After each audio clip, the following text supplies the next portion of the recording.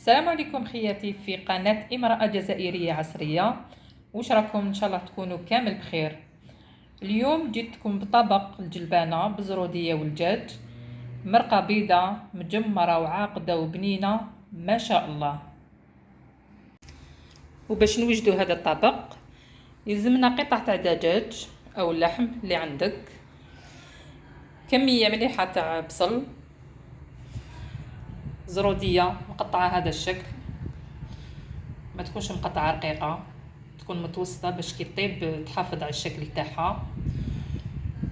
وطبعا كميه تاع جلبانه، توابل، ملح، راس الحانوت، فلفل كحل. في كوكوط حطيت كميه تاع الزيت،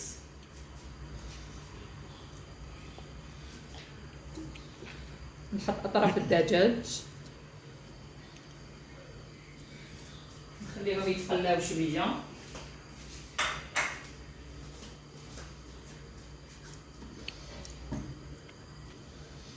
اللي تحب دير الزيت، تحب دير السمن، تحب دير الزبده، انا نحب الزيت.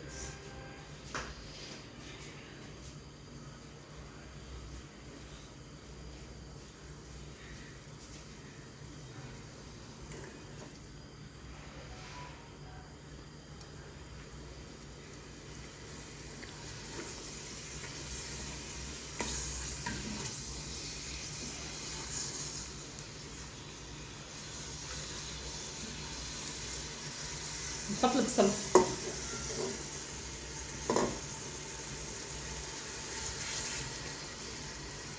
البصل يكون كميه مليحه، نمد البنه او ميم طون يعقد لنا الطاجين ديالنا.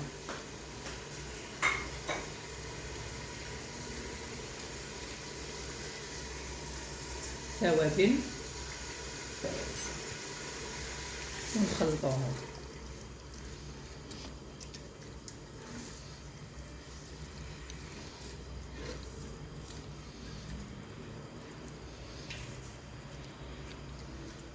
نخلوهم يتقلاو مليح على نار قليله، لانه السر البنه كاع في التقليه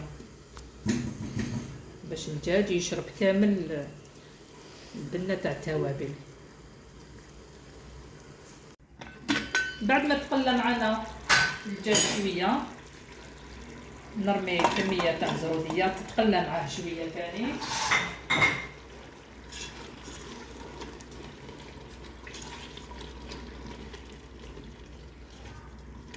تكمل تتقلى مع الدجاج.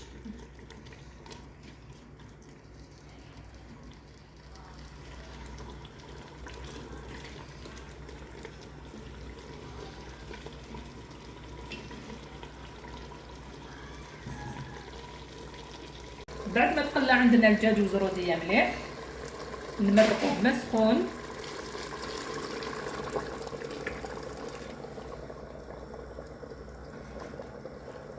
ونرمو الجلبانه.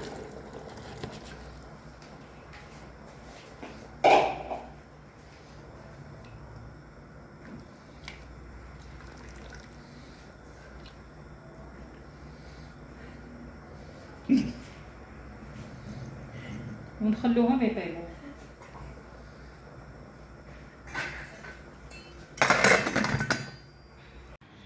طبق الجلبانه راه حاضر معانا، هاوليك مرقه عاقده خاتره بنينه، ما عندي واش نقول لكم. واذا عجبكم هذا الطبق ما عليكم غير تخلوا لي جيم وتعليق وتضغطوا على زر الجرس ليصلكم كل جديد. ما عليا غير نقول لكم سلام.